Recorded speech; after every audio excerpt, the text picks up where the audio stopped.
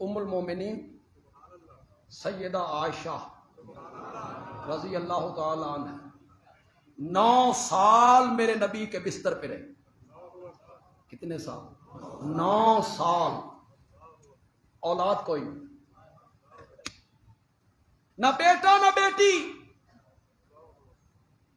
کس عورت کا دل نہیں کرتا کہ اس کے گھر کے آنگن میں پھول کھلے، اس کی گود ہری ہو؟ کس عورت کا دل نہیں کرتا؟ ام المومنین ہے، اور خاتون بھی وہ ہے جس کو میرے آقا کہتے ہیں عائشہ یہ جبریل کھڑے ہیں تجھے سلام کہہ رہے ہیں. معمولی عورت ہے یہ، ساری کائنات کے ولی، ساری کائنات کے بزرگ، ساری کائنات کے اللہ والے حضرت عائشہ کی پاؤں کی جوتی کا بھی مقابلہ نہیں کر سکتے. معمولی عورت ہے.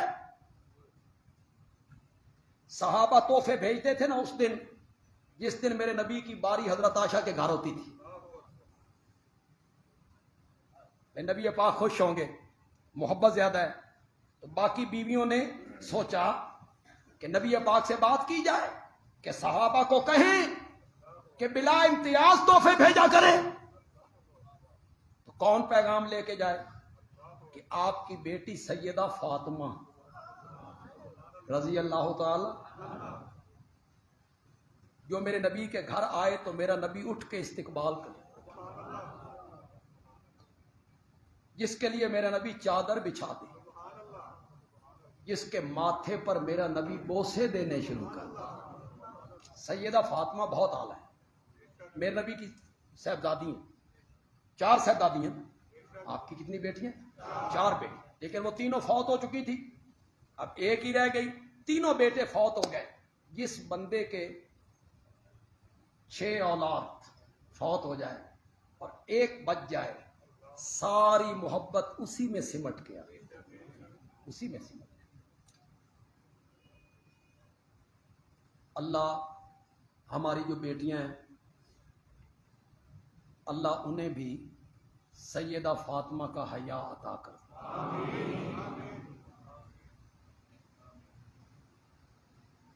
جو بچی گھر سے بھاگ جاتی ہے، اس نے کبھی نہیں سوچا کہ جس میرے ماں باپ نے مجھے بچپن میں پالا پوسا، میں ان کے منہ پہ کالک مل کے جا رہا ہوں. میرا باپ لوگوں کو منہ دکھانے کے قابل نہیں رہے، سوسائٹی میں بیٹھنے کے قابل نہیں رہے. کیا کرنا ہے ایسی اولاد کو؟ اولاد کو تو ماں باپ کا وفادار ہونا چاہیے. یہ جو ہمارے اینکر حضرات ہیں یا مبصر حضرات ہیں، انہیں بھی شرم کرنی چاہیے، حوصلہ افزائی نہیں کرنی چاہیے، ایسے معاملے کی حوصلہ شکنی کرنی چاہیے. یہ غلط کام. اللہ ہر ایک کی بیٹیوں کی عزتوں کی حفاظت فرمائے، حفاظت فرمائے.